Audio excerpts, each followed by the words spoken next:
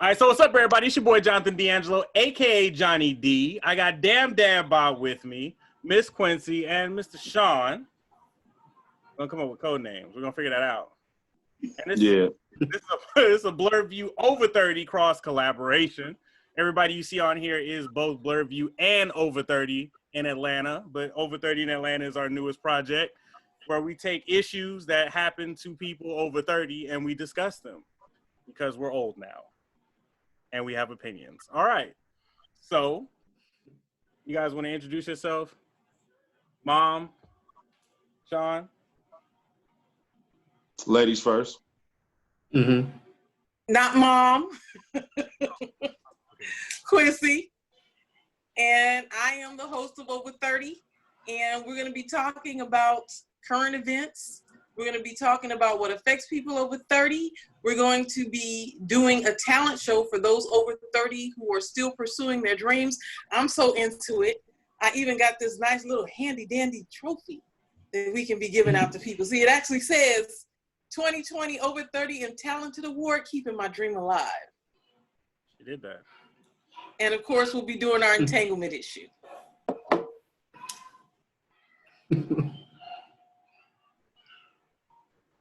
Sean? All right. Okay, I'll let you do your thing. I like that. Sean, you know what I'm saying? We're just going to go with Sean. No dad, no mom, no Sean, just Sean. Co-hosts, comedy extra, you know what I'm saying? A little bit of everything, you know what I mean? The opinion that you're not going to even think of until I say it. So, yeah, I'm here. Let's do it. How y'all doing? This Damn Dad Bod, aka TJ. I'm over here as a co-host for the Blerd View and an aspiring personal trainer for those parents and both male and female who are in need of some help when it comes to staying in shape and getting their bodies back where they want them to be. Word. And I guess you didn't get the memo, TJ, because you are also our executive producer. Yeah. Whoa. Yeah. Yeah. Hello? Surprise. Yeah, he's definitely executive producer of Blerd View and After Dark and Over 30. Yeah, definitely. Yeah. Surprise. You're just so multi-talented. We needed you everywhere. Facts. Damn Dad Bod is the man for the workouts. So that's what we have him for. That's what we have him for. The executive production, get shit done. I love it. So so tonight is a joint episode, cross collaboration joint episode this will be Over 30's first episode. This will be the Blerd View season 3 episode 4. And we're going to talk about pop culture. I know Blerd View, we've been straying away from like comic books and stuff, but ever since everything's gotten canceled, there's been nothing to talk about. But tonight, we are going to cross collab on an issue that everybody can relate to. We're going to talk about relationships, particularly over 30, what makes them work, what keeps them together, what breaks them apart. And we're going to start with the queen of toxicity in 2020 herself, Miss Jada Pinkett Smith. She was everybody's dream girl from Boys in the Hood, and now we are questioning our morals. Boys in the Hood? Nah, that would be Menace to Society, player. Menace to Society. Who's Boys in the Hood? Who was the female love interest in Boys in the Hood? That wasn't her? That was Nia Long. Yeah, her too. But Brenda. Yeah, we was trying to hit them skins too. Yeah, Brenda. Yeah, you know, it was all like, I think the only one that made it out of the 90s unscathed was Queen Latifah. Like, that was it. Everybody else, we've been knocking them off the list every decade or so. All right, so Jada Pinkett Smith from The Fresh Prince, from A Different World, from Menace to Society. All right, so Jada Pinkett Smith and Will Smith. Anybody want to take that? Anybody want to take that lead? We're going to let you have the lead.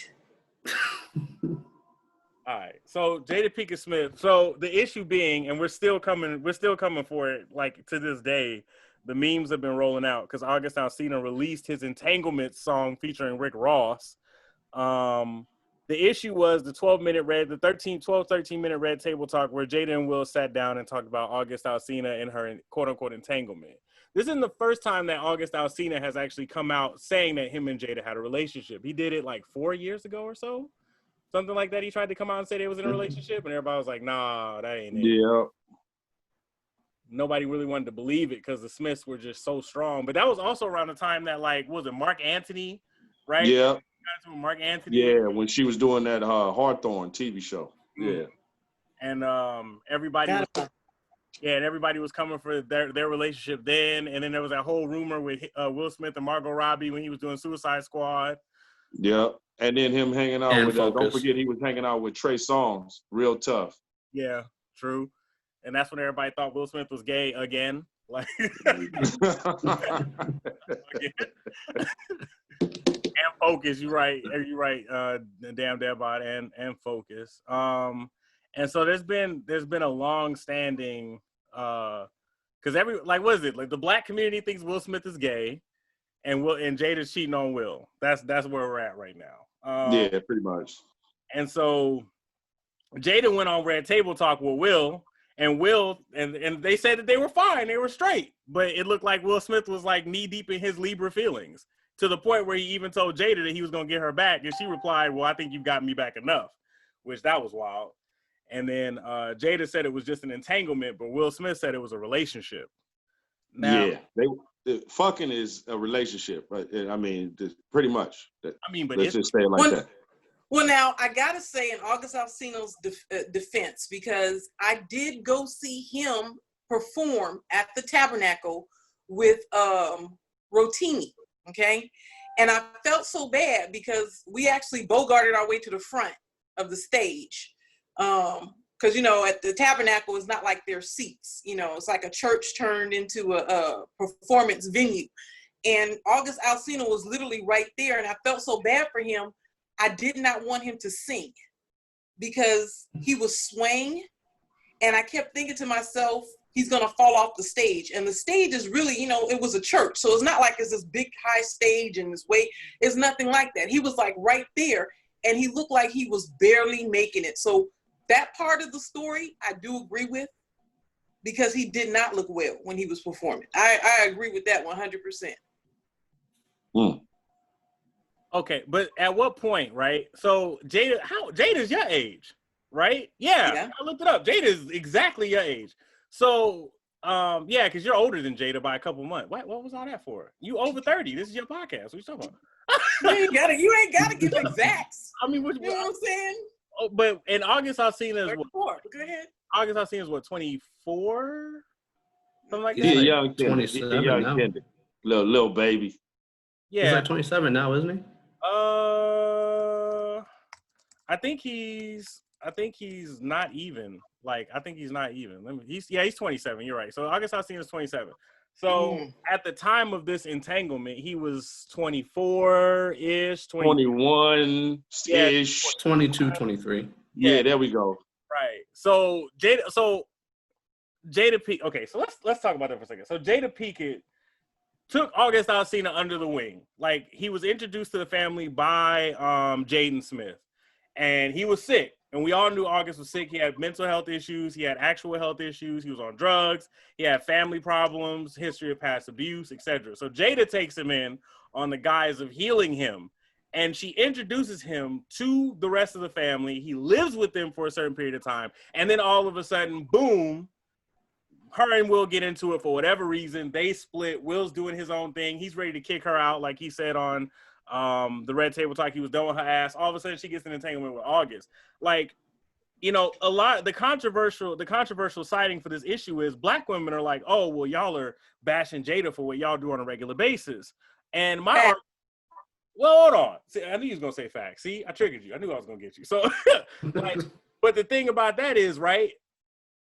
And men do it too. I'm not saying we don't, but the reason why I'm mad at Jada is because her and Will Smith are Jada and Will, right? And so she brings this kid into her home and it's like, oh, we're going to heal him and take care of him. And all of a sudden she's sleeping with him. Like, that's a whole other form of disrespect. Like, if she had just cheated, I'd be like, nah. But to bring this man into your house, give him the keys to the city, talking about you're gonna heal him, and then you end up sleeping with him. And according to August Alsina's lyrics in Entanglements, they were sleeping with each other when Will and Jada were together, based on the lyrics. But based on that interview that they did, or that August did, that I tuned into that as soon as it came out. I was like, he did what with who? Yeah, definitely. That had my opinion. So I was watching it, and I only got through like 20 minutes of that hour-long interview.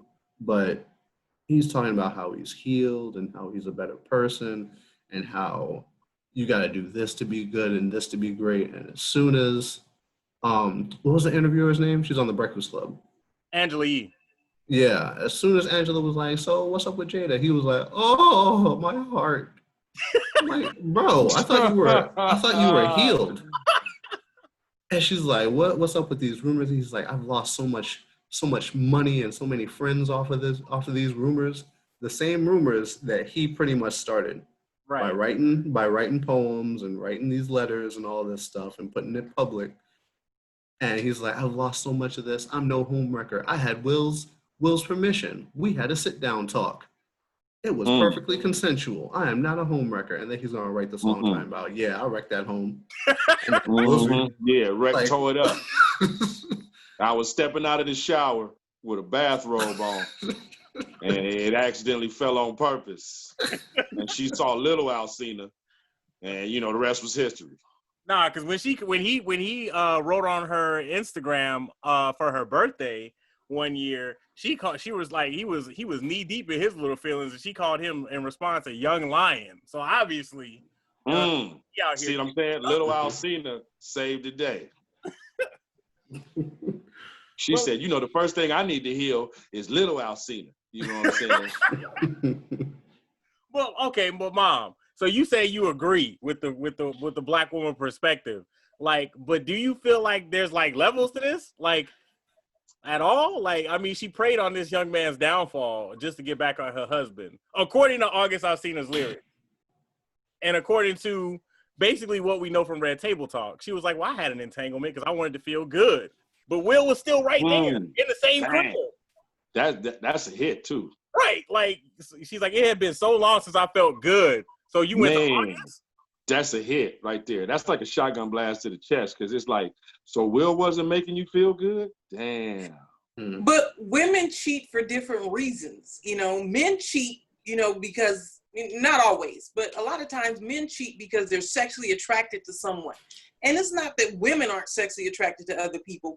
We just don't act with our body parts. You know what I mean? If Jada was saying that it was been a long time since she felt good, it was probably more mental and emotional. That's how women get caught up, when they're not getting what they're supposed to be getting mentally and emotionally. Not that, they're attracted to somebody. Personally, I can't see it. I don't date people's children. That's somebody's child. But that's what I'm saying. Like, what can August Alsina at 21, 22, 23 do for a 40-year-old Jada Pinkett? Like, you know what I'm saying? He told her she looked good in the morning on the way to the breakfast table. You look good in that lingerie with that robe covering it up, Miss Pinkett. Just letting you know. I don't know if Will told you, but damn, Gina. I think she probably needed somebody that she could confine in, somebody that she could feel new in and new with. You know what I mean? I think that's what it was. Did he think it was more? Maybe, probably. I mean, a lot of people get separated and divorced and get back together. It happens all the time. Sometimes what you want, you already had. Sometimes you're not ready to move on from what you already had. So what you're saying is he played the gay homie, like the gay friend. You know what I'm saying? Just a shoulder to cry on. Let's talk about Will and how bad it is. Ooh, girl, it's okay. Here, let me pour you another cup of tea. Like, you know what I mean, in the morning for breakfast while he's in some boxer shorts or something inappropriately, because the kids ain't there. And then my question. He played the next one. And Sean, I got to call you out because I remember, me, Sasha, and Quincee laughed at you today. Sean, you were such a Mac Daddy. You had two women thinking that you were in a serious relationship with them, and you took them both after church to McDonald's. Yes, I did. Hold on. I'm proud of you. Yes, I did. I'm proud of you. Percocet. Yes, I did. Percocet. That was the funniest thing ever. That was funny as hell. and sad, Sean. I hope they never see this, but yeah. Yeah, if they see it, they'll know. You know what I'm saying? McDonald's was out of love. You know, some people, you know, they Flavor Flav, they girls, they take them to KFC. You know what I'm saying? At the time it was McDonald's, it was close. You know, I mean, man. If I was single, you'd be my hero, but I'm 2 weeks too late, man. I could have. But you know what I'm saying? That's pimp game right there, because I guarantee you, I would not have went to McDonald's with you, John. It would have never happened. Somebody did. It's not a matter of the restaurant or the environment. It's the thought company. that counts. It's the company. You came to see me. That's all Preach. it was. Preach. That's In a all it group was. setting. It could have been anywhere. It was a Wait. group outing. You took them both to McDonald's at the same time? Yes, at the same time. Yes. Yo! Okay, I got two of my girls in We McDonald's. even saw his own episode. I know they know about each other. He needs his own episode. Like, we need to have a whole discussion about that. But okay, We'll say that. That's an After Dark episode right there. That's an After Dark episode. After Dark. But this is my thing, right? So if Jada was, and this is okay, so Sean said it, we all said it, right, Mom? If like, because Will said he was done with her, and that was about around the time that Will made that video where he was saying that he told Jada she needed her to find her own happiness and him find his, and then they came back together, right?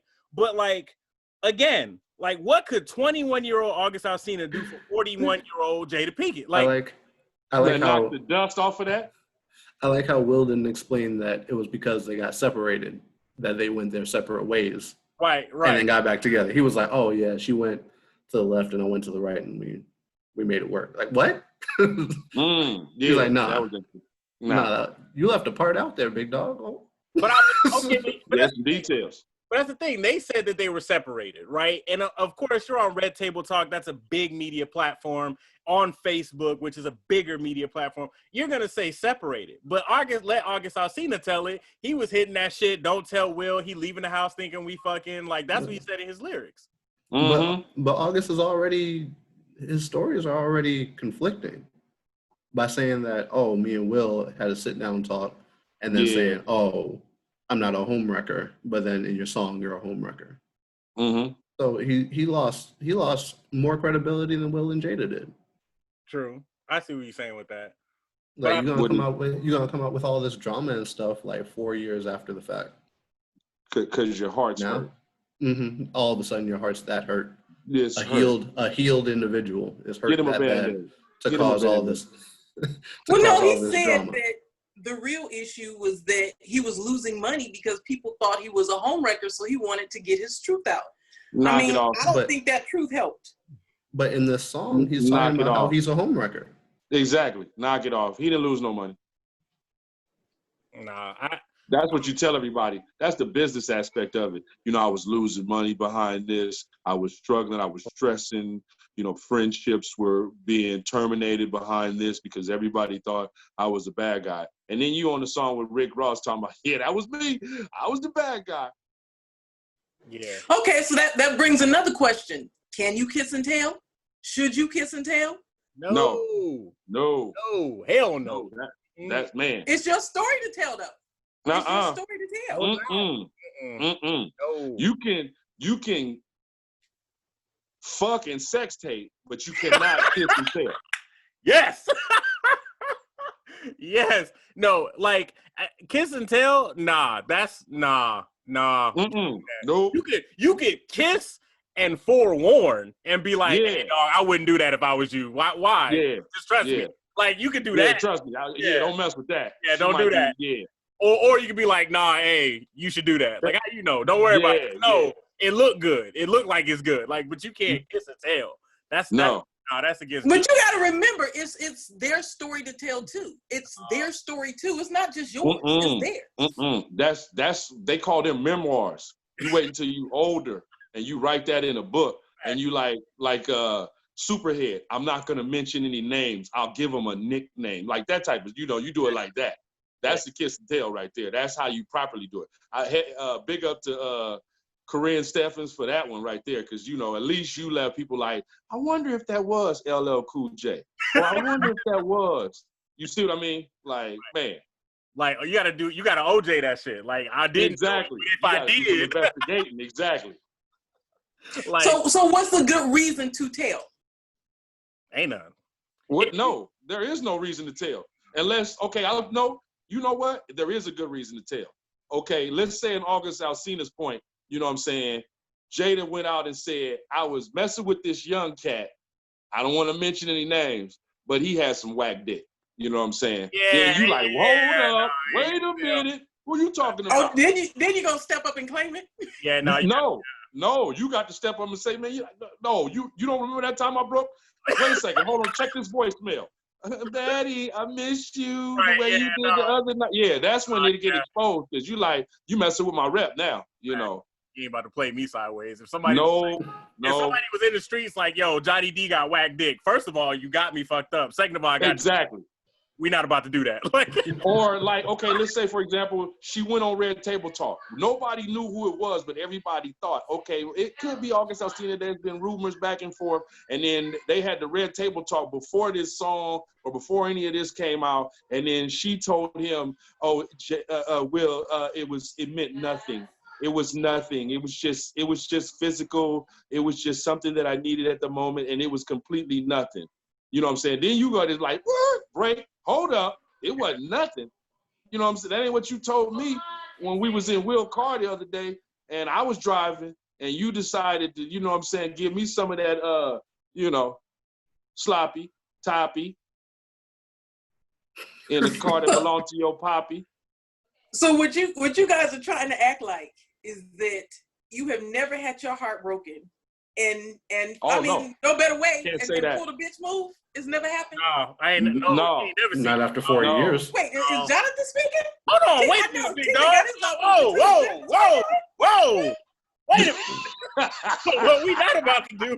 Hold on, wait a minute. Listen. So what we not about to do? Okay, whatever I did in high school, that don't. You said you wasn't mom. I'm gonna need you to come off that. Keep that. Yeah, exactly. That's too much information for a co-host. Yeah, no. Nope, that's not what you about to do. You know what I'm saying? Yeah, you said I'm not mom. I wasn't even thinking about high school, but okay. Nah, I'm gonna need you to keep that same not mom energy for this one. Because what you're not about to do is put me out here that I gotta expose these women, and that's not fair. Yeah, that's not fair. I can't we're gonna get back to some whole new entanglements. Right. Now keep in mind, Jonathan's words were get rid of the mom energy. Right. So all them stories, that mom, that all the information mom knows is it's not over here. No. So Q can enter the building. Is that what you're telling me? All the stories you got on me, they don't exist. All the memories. I'm not talking about you. I'm talking about me. Let's take a clip from Bad Boys. You know what I'm saying? There's this box, and I'm gonna need you to take all the mommy stuff and put it in the box, seal that motherfucker, lock it, and throw it deep into the ocean. And we'll never talk about that again. Kobe, R.I.P. to the great. Like, no. Now, so this is my So let's bring it around. I'm gonna have to put this on After Dark too. This might be After Dark's first episode at this point. Like, yeah, like we just done went deep. So mom, from a woman's perspective, okay, what you said that it was healing, right? She needed healing. She wanted to feel good. Her relationship was, some kind of way, and she really wanted to like bring herself out of the dark. And Jada herself even said on Red Table Talk that she had some issues, some childhood trauma, maybe some abandonment issues, or maybe she was like codependent on Will. I think she said that at one point. She was super codependent. Maybe she was too codependent, and it just was too much for him, and she just needed to get her shit together. And he was like, get off me. You know what I mean? Maybe that. I know I had that discussion with my girlfriend. We were talking about it and, we were saying like, the conversation was like, well, if Jada was that codependent and Will Smith, that might not be his nature and his personality. Maybe he just felt that she was too reliant and too sufficient on the love of him and the kids. And she needed to go find her own self-worth outside of the love that they had for her. And maybe her answer to that could have been August. Like, do you think that's a possibility? I definitely think that's a possibility. I mean, you guys were a huge part of my life. You know what I'm saying? You guys used to ask me, don't you have something better to do? No, I'm good right here. You know what I mean? Sometimes you get caught up in your family, in your world, and you do let your own needs and wants and ideas and dreams slip away. They get caught up in someone else's. And it's really hard as an adult, especially as you're growing, because, you know, whether you're 20, 30, 40, 50, 60, your ideas, your opinions are all revolving. So you wake up one morning and you're not really the same person you used to be. And it's really hard to have a mate or someone with you who understands that. You know what I mean? You might wake up one morning and say, you know what? You've been real dominating. You know what I mean? You've been real needy and I'm tired of it. But this person has been dominating and needy forever. You know what I mean? Right. So yeah, I do believe that's a possibility. I do believe that, you know, and we'll probably felt the same way. Like, you know, after you've been looking at somebody, what, 20 years? I'm tired of looking at you. It's real. Damn. I don't know. Yeah, I mean, I can understand where you're coming from, but man, I would have had to catch Jada on a bad morning to look at her and be like, I'm tired of looking at you. Because no, she's an attractive woman. You know what I mean? So, I mean, there had to be, like they said, some mutual, because they came to it together on like something mutual, like, you know, we need to break up. You know, it wasn't like, oh, Will left me or Jada left me, supposedly, the way they presented on the Red Table Talk. We came to a amicable agreement that we need some separation time. That's how they presented it. Right. And I do think, and that's what I think people are overlooking too. I think it's very possible that they both knew they needed to separate. You know, it happens to a lot of couples. They both just come to that crossroads. It's not that they hate each other. You know what I mean? Because obviously they love each other. They got back together. But at that moment in time, what they didn't need or want was each other. And that happens. That's very real. So over 30, how do you deal with that? That's the real question. Like what? Like, so the controversy, can you hear me? Yeah. Mm-hmm. Okay, yeah. Okay, so the controversy is that everybody's upset at Jada because it feels like it seemed like, even though they said they were separated, it seems and feels like she stepped out on Will, like in a manner of infidelity, which is, I mean, it depends on your values, right? Some people say separated is you're good, right? You're separated, you're not technically together, you can do your own thing. Some people say that until you're divorced or until you're broken up, you're not done. You know what I mean? So how do you deal with getting to that point where you just tired of looking at a motherfucker? Like, you know what I'm saying? Like, you know, your breath stank in the morning, I'm tired of smelling it. You know, you take a shit in the morning, I need you to flush twice. You know what I mean? Like, how do you get, like, how do you think you go about that at this point? It's never been difficult for me. I mean, I don't really, you know what I'm saying? I really don't know what to tell you. I can kind of vibe and go along and stay in relationships with people, but, you know, what I'm not going to do, and, you know, where I draw the line is, I'm not going to be disrespected as far as my feelings or, you know, coming to an understanding where, you know, something you're saying or doing makes me feel like less than a person, because people can do that to you.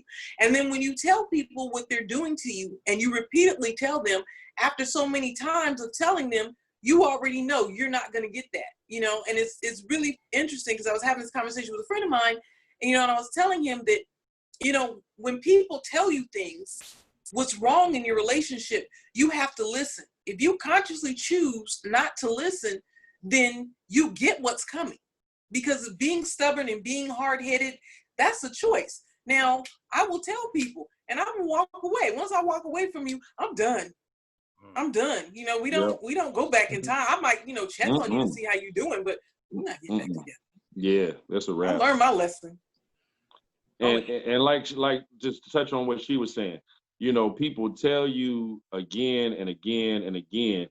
It falls under proper communication, and with proper communication comes proper listening. I mean, if I'm constantly telling you what's bothering me and you're not getting it, and you keep going on with your same format, like, well, you know, I don't, you know, that it's like, in a sense, you saying you don't care. So you putting the relationship in jeopardy. It has to be a proper form of communication where, do you want this to last? I want this to last. Do you want this to last? This is what we need to do together. It's not like you can't just force your side and be like, this is what you need to do. to make this work. This is what we need to do to make this work, because you guys are a team. Once you start, it's a team effort. I mean, let's just say in the sport, you got a basketball player, and we're not gonna mention any particular basketball player, but you got a basketball player, he's on the team, and he always got the ball in his hand. He's always shooting the shot, and he ain't that good. You know what I'm saying? Yeah, we ain't gonna make it on the team, man, because we ain't winning nothing. We want to win. We need to work together. It's called teamwork. It's true. You need commitment, communication, compromise, and respect. And you got to throw in friendship and love, because if you don't have those things, you're not getting anywhere. It's not going to work out. Nope. You know. What were you saying, TJ? Yeah, I was going to touch on compromise, because if both parties aren't willing to compromise, like say one person loves doing one thing and the other person doesn't like it at all, it becomes selfish in a way to always expect that person to do something you love, regardless of the fact that they don't like it. Right. You know what I mean? So it's like, how much are you willing to compromise something like that to help them feel comfortable? How much are they willing to compromise to do something that you love? How often are you willing to do things that you don't necessarily like that they love because they're doing this for you? People act like relationships are just me. Like, oh, I'm putting in 100%. You need to be doing it too. Like, you're not gonna put in 100% every single time, every single day. There's days that you're gonna put in 50%, 20%. Fuck, sometimes you'll put in 10%, no percent some days, and the other person puts in 100. They'll put in 50. They'll put in 80. They'll put in whatever it takes to match what you're putting in. But if you two don't feel like you're meshing, or if one person doesn't feel like they're meshing and they can't talk to the other person about it, then there's going to be issues. If they can't meet eye to eye in the relationship, even regardless of bumps and stuff in the road, then it's not going to work. And the friendship thing works too. That helps a lot. Like, people, after they get into the relationship and after they get into marriage and after they have kids and after they pay bills together and all this stuff, they lose sight of what brought them together in the first place. So now, instead of having your best friend with you all the time, you have this business partner, this literal lifetime business partner who's supposed to be fucking you at least 3 times a week, and is supposed to be paying this, that, and that bill, and supposed to be cleaning this, and this up in the house. Like, that's not a friend anymore. Yeah. That is no longer a friend. That is now a literal, like literally a life partner. Like a situation. And yeah, so when people lose sight of that, every little thing starts to bother them. Like, oh, the way she's putting those fucking dishes away. Making me sick again. Look, oh, he gonna leave the toilet seat up again. Watch. What is that? Piss on the side of the toilet? The cabinet door open. Yeah, exactly. Everything, every little thing starts to bother you. And that's the main time that we have to have that introspection to realize when we're doing it. Because if you don't realize that you're doing it, you're gonna put all the blame on the other person, and it's not fair to them. Both people in the relationship are human. Okay, but okay. Go ahead. Sorry, go ahead. Okay, so Will Smith, in Will Smith's case, so he took Jada back, and when he took Jada back, Jada dropped August. So and Will dropped Margot Robbie.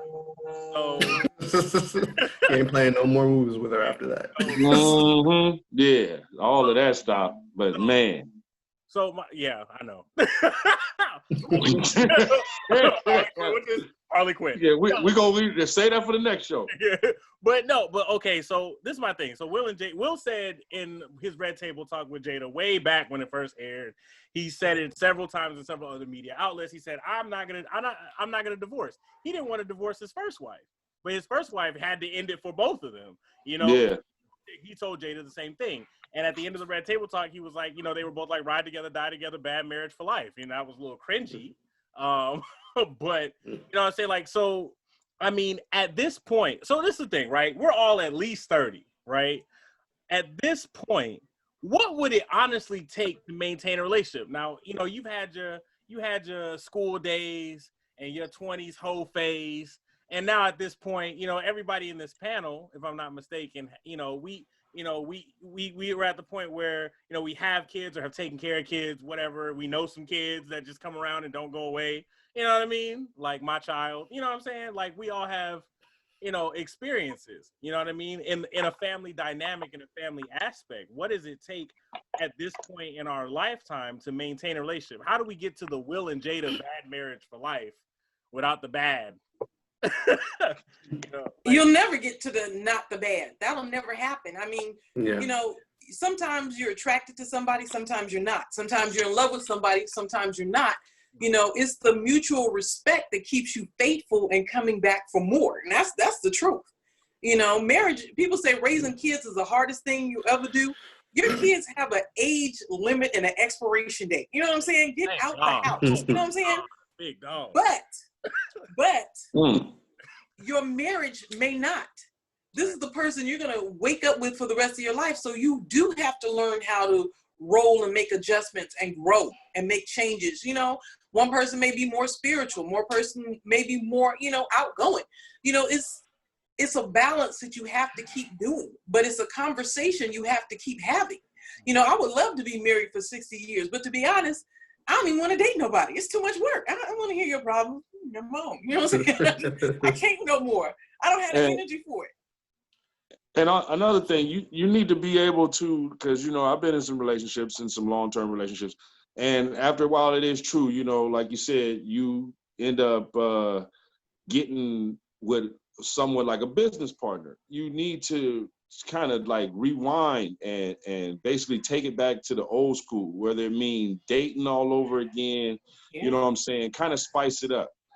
Periodically, you got to add flavor to the pot. You got to spice it up a little bit. I mean, man, maybe you go out, get a shave and a haircut or something like that. Come in with some flowers, surprise her, and take her out to dinner just on the spur of a moment. I know, like you said, the kids is gone. It's just you guys in the house. Come home. Bring us some flowers, bring some candy. What's all this for? Well, just to let you know I appreciate everything you do. You're a wonderful woman. I mean, guys have trouble just telling women, on a daily basis, you look beautiful. You look beautiful. And women, on the other hand, have same trouble telling their men, oh, you look handsome today, when you get a cut. Sometimes you get in a relationship with a woman that, you come out the bathroom from shaving. And it's like, where you going? Where you think you going to shave like that? Are you looking extra cute to go out and hang out with your friends or this, that, and the third? I just shaved. It's just a shave, a haircut, So, I mean, to be able to take that extra time to reinvent the relationship, redate, whatever you need to do, find a formula, get a book, like you said, get into each other's, maybe it's something that you don't like doing, find something else or find something new that you guys can do together that you both like, I mean, yeah, and women have to do like it too. Compromise. Go ahead, TJ. And like that's another thing. So like in society, like we think that marriage is like the end all be all. Like that's the finish line. Like you finish the race. You're there. You're married now. Life is great. No. You are now in a labyrinth with all kinds of spiked bushes up in that bitch. And walls closing in. And walls closing in and a fucking minotaur just chasing your ass down. That's the kids. That you never financially recover from. So people thinking that marriage, like, and is, unfortunately, it's more so women than men that think that if they get married to a man, then that's it. Like they'll think that the marriage will be it and that's it forever, not realizing that it's ongoing. The same way that Jada felt like she had to have that healing because she hadn't felt good in so long. Imagine how many men feel like she does but can't express it. And they're like, this woman's fine as fuck. I'm gonna go fuck. It ain't no big deal. I still love my wife. Like, no, there's more to this. Don't work like that. There's more to this. That's another episode right there. That's a whole other episode. But you know, TJ's absolutely right, because the truth is, women have to date their man. They really do. They have to bring them flowers and cook them dinner and take them, you know, to a concert, or pay for a date, or take them on vacation. There is nothing wrong with that. It doesn't make you desperate. What? No. You got a point. No, go ahead and finish. I'm gonna cut in after that, but go ahead and finish. No, it doesn't make you desperate. It just shows that you care for them in the same way that you want them to care for you. You know, sometimes people don't want to, you know, make moves and do certain things because they don't know how you feel about them or how, you know, you perceive them. But if you keep your relationship in a way that makes it seem like you're open and you're willing to, you know, for change and to try new things, it doesn't have to be anything freaky, but it just has to be something considerate. That makes a huge difference in life. Yeah. Sometimes it does need to be something freaky, but that's another story. Part too. I was gonna say both spectrum. Just okay. For example, on the non-freaky spectrum, just saying, for instance, you know he's coming home. It's a Friday. It's been a long week. You know what I'm saying? Cook his favorite meal without surprise. Have you eaten? Okay, well, don't eat. I got a surprise for you. You know, cook his favorite meal. When he come in, make it a candlelight dinner, almost like it's at a restaurant. Seat him to the table, you know what I'm saying? Bring out the appetizer, the meal, you know what I'm saying? You guys sit down, enjoy, talk, get the kids out the house for the night, you know, because that way you can have no interference and maybe spice it up. And then I've seen couples, you know, I'm not going to mention any names or anything, but take it all the way to the freak level. Okay, so I heard about this sex club. You know what I'm saying? So this weekend, me and you gonna go and we'll watch some sex. And then maybe if we like, we can either participate or just have sex there in our own little, you know what I'm saying, thing, and then going home a happy, horny couple. You know what I'm saying? So, you know, there are two spectrums, you know, two far sides of the spectrum. But I mean, find somewhere in between those two, you know, it ain't gonna hurt. And that's each individual couple. Like, you have couples who are gonna do all the freaky stuff out in public, wherever they want, with whoever they want, and still be solid. But then you have other couples who are strictly monogamous, who are miserable. We're miserable together. Mm-hmm. So there's not one set formula that's gonna be like, oh yeah, this is gonna work for us. Like, some couples have to go through testing stuff out. Some couples have to do stuff like that. But back to the men and women stuff. So just like women have gotta put forth that effort for men outside of makeup, hair, nails, fitness, all that stuff, men have to put more worth in themselves to see the worth in these women. Like, does that make sense? True. Yeah.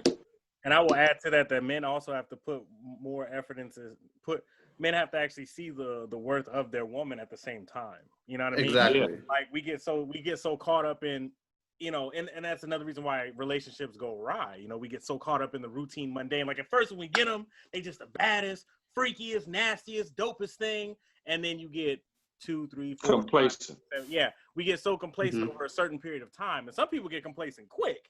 You know what I mean? Yeah. Mm-hmm. And some people it takes a little bit longer, but you know, it's about still seeing, like, okay, well, granted, like, it's like, you know what? She still does this and she still does that. And she still makes me feel this way and that way. And she still does this and that for me and helps me along. Like, it's not just reigniting the spark every so often, but it's also realizing that this is, like, it goes back to the friendship thing. This is my friend. This is my best friend. Like, you know, I remember seeing the Blackish episode where Anthony Anderson was saying, his character Dre was saying that Bo wasn't his best friend, and that's okay. But for you to be with somebody for as long as they've been together on that show, they've been together, what, 15, 20 years on Blackish? Like, you can't say that's not your best friend. Like, for you to sit there and say that my wife isn't my best friend 20 years deep, I'm confused. You've been with this person every single day with in that show, they had 3 kids. They had a dog. their parents and the drama that they went through with their parents, and like her dad died. It was a whole thing. Like, you know, for you to say 20 years deep, that's not your best friend. That's wild to me. That doesn't make any sense. Like, y'all don't have to have the same, like, you know, the episode, it was like they didn't have the same hobbies and whatnot. But how's that not your best friend 20 years deep? You know what I'm saying? Like, you don't spend 20 years with too many people. Like, maybe your children, maybe your parents, but like, you know what I mean? Like, friends don't even last 20 years. And being that they had that time, you guys know everything about each other. How could you not be best friends? Right, absolutely. You know what I mean? And so, you know, you go up in there and you smack your best friend on the ass, like, looking good, girl. You know what I'm saying? What's for dinner? You know. You know, and that's another thing too, is like, I think that's what brought Will and Jada back together. You know, it was the, like Quincee said, the mutual respect, you know, the friendship, you know, the re-sparking and the hashing everything out and understanding oneself and then each other. You know what I mean? And that's a question. That's a good question. I'm gonna circle all the way back to what everybody said originally, right? How much is too much forgiveness? Because Will Smith was like, I was done with your ass. Like, he needed to make that perfectly clear on social media. And he was so like, where does the, like, yeah, go ahead. So when he said that, I was like, or when he said he was done with her, it's like, damn. But then when he said he was going to get her back, and she was like, I think you already did that. And he was like, oh, yeah. You're right. I'm like, wait a minute, Will. So I think there's more than just Jada hurting Will.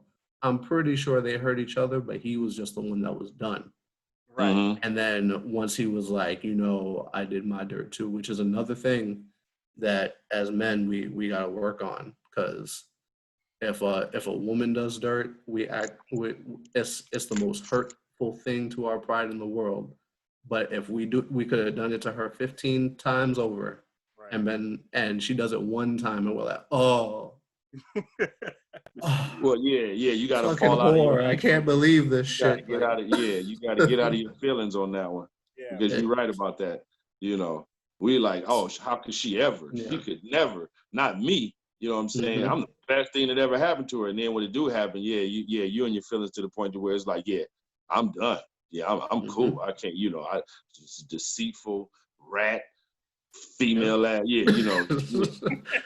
Like I think he did something similar or possibly even worse. Yeah.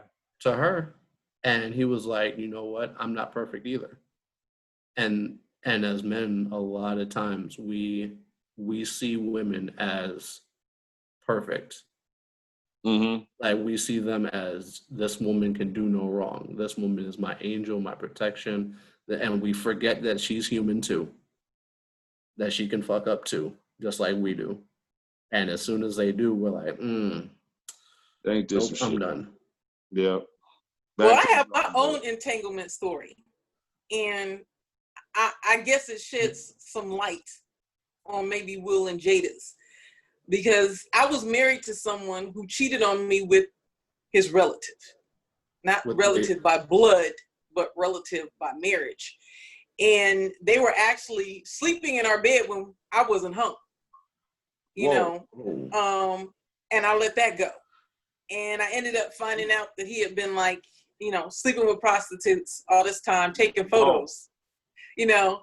But I left. And he moved in another girl he had been cheating on me with. People was just coming out the woodwork. Where'd you find the time? Yeah. You know, and for real. Really, for real.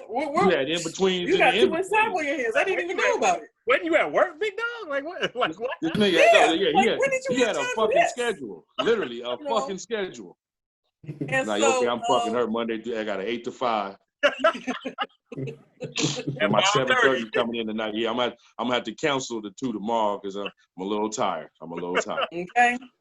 Yeah, pretty much. And I was just like, okay, we have kids. Let's work this out, you know. And I went back. And in the beginning, I wasn't really sure that he wasn't cheating on me. In the end, I was sure that he wasn't. But by the time that year went by, I was so angry. I was so pissed because I wanted answers. You know what I mean? You just can't be sleeping with all these people all this time. And he was saying, you know, it's not you, it's me. It's about my ego. You know, it's just the fact that I just have this like sex addiction. Well, back then there was no such thing as a sex addiction. You know what I mean? That's how old I am. You know, and I was so mad that he wouldn't tell me the reasons why, that I ended up leaving him anyway. So what I did when I left him, because I was unemployed at the time, I started working part-time and I had my own cleaning business. And he said, go out, do whatever you want to do. I know you love me. I know you'll be back, which really pissed me off. You know what I mean? Because you're still not valuing me. You know what I'm saying? Because that's what he said to me when he cheated on me. He said, I knew you loved me so much you'd forgive me. You know what I'm saying? So he was just taking me for granted. You know, and so I said, I'm really like leaving you. But before I go, you know, I want you to, you know, pay the bill so I can, you know, get my own spot and do this and do that. And I did. I lived with him free. And he thought I was going and hanging out with my girlfriend. But I kept telling him, no, I have a boyfriend. He thought I was hanging out with my girlfriend. No, really, I have a boyfriend. You know what I mean?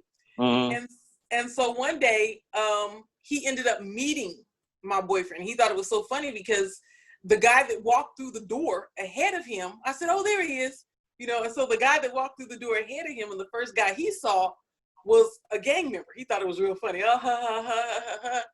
But the guy behind him had on an $800 suit and $500 shoes and was driving a Mercedes. No, I'm with him. That's my boyfriend. Upgrade. Right there. Upgrade. So I understand. You know what I mean? When you get to a point where you say, I'm leaving. It's kind of a period, point blank. I'm a Cancer. You know what I mean? There's only so many times I'm going to tell you something. And then when you ask me about this person, I'll be like, who? Who you talking about? We don't remember people like that. Who? That cut off. Yeah. Yeah. What's her name? What's his name? I don't know. You know. Dirty dog. Nasty dick. You know what I'm saying? We give him a couple names. You know what I'm saying? This nigga sleeping with prostitutes and shit like on a schedule. Yeah, no. Wow. And remember, this was what, 2 years after Magic Johnson got AIDS. Remember how everybody was like, oh yeah, exactly. Yeah. So yeah, it was a lot. Yeah. So I kind of get the entanglement. I'm done with you. I just didn't say I was done and went back. Yeah. So yeah. But I mean, like, what's the line? Like, I mean, I know it's, I guess I'm gonna answer my own question in perspective, right? Everybody has a line and a limit, you know what I mean? Hers obviously was the 19 prostitutes and the 4 side pieces. I mean, that would have also been my line. Exactly. No, Sean, let's get it right. He had a photo album with 4 per page, and he had one of those big, thick ones, and it was 1/3 full. I'm flipping backwards. He was working on his Will Chamberlain. He was trying to get him an $18,000 woman record or something like that. He was on that Will Chamberlain right there. That was Future before Future was a thing. Like, you know, man. But as he told me, it wasn't personal, and I shouldn't be concerned. It's not personal, you know. Oh wow. Nah. You know what I'm saying? I learned it from Ron Jeremy. Ain't no thing. You know what I'm saying? Just trying to sleep with all of them. You know, that's it. Like that's wild. No, like and everybody has a limit, you know. Like I'm not gonna lie, I'm still young when it comes to love. So like Will Smith saying I'm done with you and then taking Jada back, I was like, that don't make sense. Like your kids are old enough and rich enough to where it don't really matter. So that don't make no sense to me. If you was done, you should just walk. But you know what I mean? Like, I don't know, whether it's the Aquarian in me, the Scorpio moon, or just my personality, you know, or whoever raised me, I'd just be like, nah. You know what I mean? But again, I'm young. Like, you know, up until like now, I haven't been in a relationship where I'd be like, oh, if she cheat on me, I give her another chance. That's a bold move. Like, you know, like that's where that friendship came in. That's where them being friends for so many years that it was like, man, I hate to see my friend go. You know what I'm saying? Now, when we get back together, we might not sleep together right away because I'm still gonna be like, it's some August residue still on that pussy. I don't think I want, you know what I'm saying? to just jump into that right away. You know what I'm saying? I definitely ain't eating that. You know, eating that is definitely out the question. You know what I'm saying? No more eating that. She don't have to pressure wash that pussy now. Yeah, exactly. You know what I'm saying? The way he was talking about, he was slamming that shit. All that, man, I wish I would. You see what I'm saying? No. So now men know why when they cheat, you don't get hit, right? Exactly. Now you know. No, I completely understand that. Out the gate, of course. Like she couldn't You know even have lingerie. She had to burn all the lingerie, just burn the whole bedroom. Now. Man, the whole collection. We got to start the fuck over. Yeah. Throw the bed out. You know what I'm saying? Where else y'all? Kitchen counter, throw that out. Like just no. Look. We could be in the mood and just got back to fucking and put that playlist on or some Pandora and this August shit come on, you just fucked up the whole thing. Look, bro, they're flipping the table over that the phone's on. Yeah, I'm done. You know what I'm saying? I'm gonna go jack off. You know, this ain't. You know, Pornhub is just as free. I'm good. Yeah, exactly. Yeah, I'm good. And that's exactly how it was for me. That's exactly how it was for me. And I have to admit too, I did go out and buy new drawers. Why? Because your dick had touched her, and at some point they touched your drawers. Yeah. You can't keep those drawers. Nope. No. Drawers is gone. Oh. Shoot, I'm so particular. And then so then my thing is how he did he get to keep the photo album? I mean, how did that work? The photo album. Exactly. You would have had to look. He would have had to stand there in front of the fireplace and throw picture for picture. I know how y'all be doing. Wait a second. Her next. Throw this bitch next. You know what I'm saying? Yeah. You literally, with the photo album in your hand, handed him the picture. Put that bitch in the fire. Burn that bitch up. Burn that bitch up. You know what I'm saying? Well, you know, the funny thing was the photo album was in a box. And it was in a box full of like miscellaneous stuff on the very bottom. Of course. And I actually that's where we keep it. Yeah. To move it, and the bottom of the box fell out, and it opened up to the prostitutes. It wasn't like I was. Should have got a storage tote. Yeah, storage totes. The bottom don't fall out the storage tote. Yeah, you get a should have storage used tote. some tape. Right. You know what I'm saying? No, the cardboard box, that was stupid. That was destined to happen. That's God's will. You know, they say that like that. That was gonna happen. You grab the box fall out. Storage tote, yeah, he'd had a little bit more durability, long lasting. Yeah, he probably would have never got caught with that right there. But because I would have never looked through his things because I never in my life would have thought he was cheating on me. But it wouldn't have even came to my mind. You know what I mean? Did you or did you not burn the album though? Like that, we need to know. That is the question. Like, did you burn the album? Did you set them bitches on fire? That's what we need to know. I did not. You's a good woman. That's all right. You's a good woman. You just moved on. You just moved on. Nothing wrong with that. Nothing wrong with that. Like, I know you well enough to be just I appreciate you taking the high road, but there's a sliver of you and me that's like, you ain't burn the photo. Exactly. You know why I did not burn the photo album? You didn't no scissors or nothing. I did not burn the photo album because, you know, the whole idea that he was keeping one, you know what I mean? That was cocky and so disrespectful. I wanted to see if he was going to add more photos to the photo album. Well, he didn't add more photos to the photo album, but he didn't know that I knew the photo album was in his trunk underneath his spare tire. Okay, so let me get this straight. So you didn't even make him aware that you found the photo album. You just put it back. Oh, no, I told him I found the photo album, and he said he was going to get rid of it.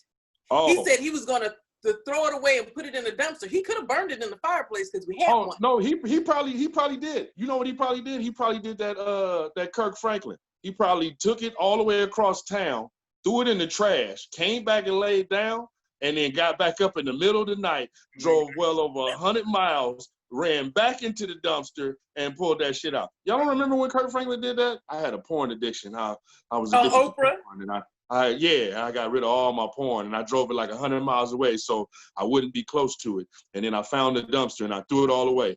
And then I drove all the way home and got back into the bed, and I couldn't sleep.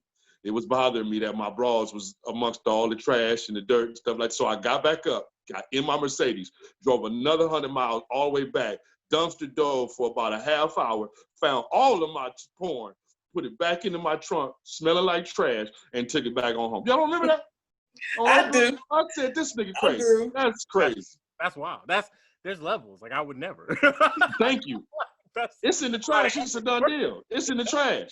Yeah, that's a lot of effort. That's That was a whole lot of effort. No, he said he drove quite a few miles away. He didn't want to throw it away in a local dumpster because he would have been tempted to go get it. So you mean to tell me you was tempted even after you drove well over 100 miles to drop it off? You one-wayed it and then went back home and got into bed. And that night, you couldn't even finish out the day. Like, I'll go back and get it in the morning. No, that night he got back up, put his clothes back on, fired up the Mercedes and said, I got to hurry up before some bum get all my porn. You know what I'm saying? Out the trash. That's dedication that I don't like. Man, that's dedication to jacking off. That's all I can say. Because right, you couldn't watch it with your wife. I mean, after five times, nothing comes out anyway. Like, so you just doing the most. Like at that point, man. And you had a collection of porn. It ain't no way you could get through all that porn jacking off. If you was 12, 13, ain't no way you could jack off to all that porn. Yeah, 12, 13, you jack off one time and pass out for like 5 hours. Man, you see what I'm saying? It ain't no way. Franklin wilding. Like, hey, I'm sorry. This is the confessions of men. It's like shit, nigga. That's crazy. Oh, Quincee, like, what the fuck? Yeah, hey, just ignore us. I'm laughing because you and Sean are just chiming in, having a good time. TJ's like, I don't know these people. Yeah, like, no, but like, it is to wrap this up though. It is interesting to see perspectives of marriage, right? We put these, especially the problem too is that we put celebrities on a pedestal, right? Like I said, we've been chasing Jada since when the first time we saw Jada? Oh, A Different World? Let's start with that. Yeah, we've been chasing Jada since A Different World. So, we've been hyped for Will Smith since Fresh Prince. So to see these two people that we put on we built a high pedestal for be human, like, God forbid, you know what I mean? And so that's the problem. It's more celebrity worship than, because if these were our neighbors, we'd be in their business, but it wouldn't matter the next day. You know what I mean? But it's because it's Will and Jada, Jay-Z and Beyonce, you know what I'm saying? J-Lo and Mark Anthony, like, it's because it's them. Oprah and Stedman. You know what I mean? It's because it's them. Nah, I didn't give a fuck about Oprah and Stedman. That's just nasty. Let's just keep it 100. Oprah, no offense, ain't never been sexy enough for me to worry about her sexual relationship with Stedman. Now, when they started talking about that lesbian stuff with Gail, it kind of got interesting. I was like, she fucking Gail? I can see that. I can see that on a road trip. I can see that. They alone in the hotel. Ain't got shit else to do. They both getting money. I'm going to need you to stop. Right? Stupid. I'm a firm believer, and I said this from the beginning, it's nobody's business. I think it's beautiful that Will and Jada are able to work it out. But the reason why it's nobody's business is because, like we said in the beginning, marriage is the hardest thing you will ever do. It's the hardest thing you will ever do. It doesn't go away. You know what I mean? And the side effects of your marriage stay with you the rest of your life. You know what I mean? It's PTSD. Oh my God. Facts. Oh my God. Speak the truth. Yeah, that right there. Mm-hmm. Jesus Christ. Yep. Oh. Yep. Speak on it, white Jesus. I'm gonna just say it like this. My favorite theme song from my marriage is Big Sean's "I Don't Fuck With You." That right there has me, man, because I'm telling you, since my marriage, I don't fuck with you. Yep. No, we done. I've been bumping Usher's Confessions album for a long time. See? Like, I don't know whose song belonged to who, but it's the whole album. Yeah. No, mine is Fantasia's "Be a Man." Oh no. Ooh, shit. You didn't have to do that. Log off. Like, I need you to just log off, come back. Shit. Like, you didn't even have to do them like that. Yeah, well, she did that. You know who you are if you're watching later on. You know what I'm saying? In your feelings. Fact. Yeah, that's you. Fact. That's you. Fact. That's you. That's you, big dog. That's you. Yeah. That's you. Own that. Own that. Yeah. Yeah, wear that. That's your new t-shirt. Yeah. And Sean knows him. Yep. That's the cold part about it. I'm looking at you right now. Look. That's you. I know him too. I know you do. That's you. That's you. Like, but no, yeah, like, it is the most challenging and the most rewarding and the most humbling thing. People equate children, but it's like you said, your kids have so long, and then no matter what you do, they're on their own. You know what I mean? But that person that you commit your life to and you lay down and wake up next to every day, and that's your person. You know what I'm saying? For however long you guys see fit to allow that union to be, you know, and it's more than just paper. You know, the paper is the official documents to bind you financially, but you know what I'm saying? It's the love you guys have for each other that binds you guys eternally. You know, and it's really interesting to see. You know, I'm actually glad Will and Jada took this L. R.I.P. to Will Smith, who will never recover. But I'm glad because, you know, people need to see that everybody is human. You know, nobody is below or above. Nobody's above reproach, and nobody is above, you know, making mistakes. You know, it's a good lesson. It's a good lesson because even though people are bashing Will and Jada and August Alsina, you know, it's humbling to see that despite everything, they still are willing to make it work. That's not something you see. It's a beautiful thing. It is. They're better than me. They all better than me. Oh, hell. Better ain't even the word. Like, man. They might have to go back on that pedestal just for being way better. Like, you know what I mean? Yeah, and working through that. Yeah, cause shit. you bring a nigga into my house and have to take care of him, and then you fucking hit in my bed? Y'all all look, we can't even listen to the radio in the car from now on. No more. No, not at no point. Because anytime this nigga song come on, pull the car over. I gotta get out. Pull the car. Like, I need to walk. I need to stretch my legs. Yeah. If I was Will, I'd have to beat Jaden's ass for introducing him to the family. Like, oh, this is your fault. For real. Like you brought him here. I ain't sleep with him, but you brought him here. Like, look, don't bring shit else to the house. No dogs, no cats, no niggas. Don't bring shit to the house. Don't even bring in the rain from outside. Matter of fact, don't bring your ass back to the house. How about that? And that would have been a real black parent conversation. You damn right. You damn right it would have been. Like, what you like? Don't even bring the air from outside in here. Like, you're not allowed to know. Like, if I think that thunderstorm came from your direction, I'm gonna beat your ass. I'm gonna beat your ass, exactly. I'm pulling up. Like, Dad, I'm your son. I mean, yeah, but no. Nigga, like, that shit just went out the window, nigga. You are Jaden. I don't know if you still Smith, motherfucker.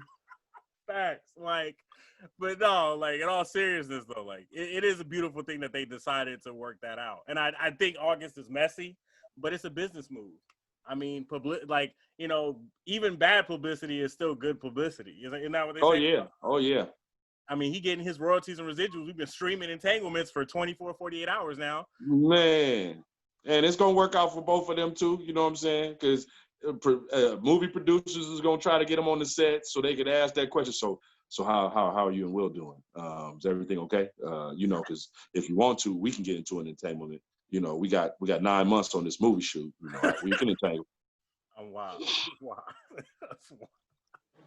I know August Alsina won't be around nobody else's celebrity wife again. That's August Alsina can't come over for nobody's dinner.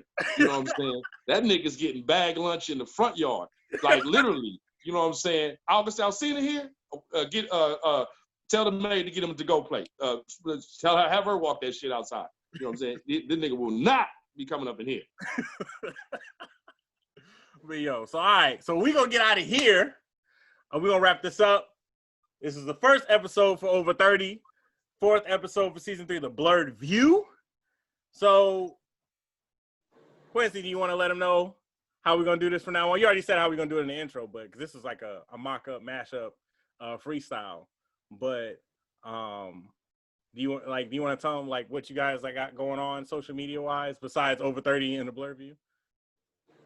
Well, we are advertising Over 30 on the Blerd View. You can check us out on Instagram if you want to come in and talk about your relationship issues and you're over 30, because we don't want children up in here. We will talk about that with you. If you want to sing, do poetry, if you a rapper and they told you was out of time, if you got some spoken word you want to perform, some comedy, we would love to have you on again. I got you this cute little trophy. That's yours to put up. You know? You can win. You can win. You can win. You know what I'm saying? And check out our website because we're just getting started. There's a countdown. We're going to start the timer over again so you can, see when our next episode is. And hopefully when this Rona is over, we are going to go live probably next year and travel to some restaurants and some spots. So, you know, keep your eyes open for that. You can get to see Sean in person. Right. Yeah, I'm getting out there to that ATL, shawty. Yes, Yeah, sir. McDonald's, he taking me. McDonald's. No, fuck McDonald's. No, we gonna no. After that, we doing a winter day. grown. We doing a winter day. No, damn that. We doing a winter day. When we go live with Over 30 in Atlanta, we doing a winter day, and it's gonna be the McDonald's. No, we gotta do Chick-fil-A. You know, nah. They got some nice restaurants. We can do a winter date in a nice restaurant. Oh, okay. Definitely. We got OLG. I love me some OLG. Old Lady Gang. What? Candy Bird's restaurant? Old Lady Gang is yeah, real. Yeah. Oh, wow. Only Atlanta makes up names restaurants like Old Lady Gang. Really? Yeah. Don't judge us. We out here. I mean, I'm just saying, though. I mean, that food is popping. I'm a huge. I guess so. That food is amazing. I mean, Atlanta also does have a strip club full of old women. So yeah, but, Sean, did you ever go to the Claremont? No. Sean, did you go to the Claremont? No. Everybody over there is 40 through 80 and they're strippers. You got to come with me, dog. No, I'm not doing that. Oh. I'm not doing that. What? I can't hear you. No, not doing that. No. Sean, this is the coolest place you've ever been. That's how you ruin wait. the whole stripping experience for life right there. You know what I'm saying? Wait a minute. Can I get a PS5 out of it? Because that's important. A PlayStation 5? Yeah. Ain't nobody bribing you. This is a place lots of celebrities go, but it's the greatest time. And Sean, they don't know how to pour drinks. But if I could, so your drink is 80 proof. But can I trick? I'm pretty sure if you got 80-year-old women, the drink got to be 80 proof. You know what I'm saying? To sit there and watch somebody grandma gilfing it out there. We're gonna try and get one of the strippers on the show. We're gonna try and get one of them on the show. That is my goal. When I tell you, a lot of these women look great for their age. Don't get it wrong. Okay. They got some big girls up there, and they got some old girls up there. You need to bring the great for that age up on the thing. Right. I need the oldest person. No offense, I'll let her have it. You know what I'm saying? Person. What are you still doing? Is it a benefit plan that you working towards? Dentures and things like that? Is this stripping business taking care of your teeth and wrinkle cream? Is she gonna pop that pussy with a walker? Like, is that what we doing? That's what I'm saying. Yeah. I'm confused. Let me say that they have on. They are not 100% naked. Can I say that? They have on G-strings and tops, and it's very body positive to people over 40 that you can still be sexy. But it's very positive. I guess. Yeah, because you know, if grandma come out in that big ass moo talking about here come Agatha. You know what I'm saying? Along with one of them old grandma names. Ladies and gentlemen, get ready for Agatha. She got that moo on. Time, she's looking Sean. Sexy. They make their breasts into basketball hoops, and you throw the dollars through the hoops, and then they open their front of the G-string, and you try and throw the dollar in the G-string. Okay, so once again, if you could turn your titties into a basketball hoop, them things is long and saggy. It is no way I'm looking at basketball hoop titties. I'm not dunking no dollars. You got women in that strip club whose titties longer than Jada and Will's Entanglement. Listen. Exactly, man. You know what I'm talking about? But you know what? I mean, bring one of them. When we do Over 30 in Atlanta, we're gonna bring one of them on the show. That way they can explain. I'm gonna try and get in touch with the Claremont and see if I can get them on our show, period. And maybe they would also do an episode of After Dark, but I think they're wonderful. I took my friends and we had the best time in the world. Most of the people in there are between 28 and 40 years old. It's a great time. People, total strangers, buy you drinks. Y'all will love it. Trust me. I mean, I'm just not trying to. I'm like Eddie Murphy. Oh, see, you up in there for the free drinks. That's what you just said it right there. Total strangers buy you drinks. Right. I'm not trying to see my grandma's peer group pop pussy on a stage. Man. Because then I got to look my grandma in the face, and I can't do that after that. Like, that's not. No. And Jonathan, you have refused to go with me so many times, but Sean's going. Sean already knows he's going to come with me. Yes, you are, Sean. You already know you're going to come with me. No. Hey, hold on. Let me. I'll come pull up and pick you up. Be like, look, I'm outside. I don't need to see no basketball titties. Bring your ass outside. Stop playing. Hey, my girlfriend said I can't go. Oh, boom. She's going too. We're all going. It's a good time. I'm telling you. Hey, so we gonna get on grandma's titties. We gonna get out of here. Yeah, thank you. We'll holler at y'all later. It's your boy Jonathan D'Angelo, aka Johnny D, Quincee, Sean. It's Over 30, soon to be in Atlanta, and the Blerd View. And we are out of here. Y'all have a good night. Over 30, watch us.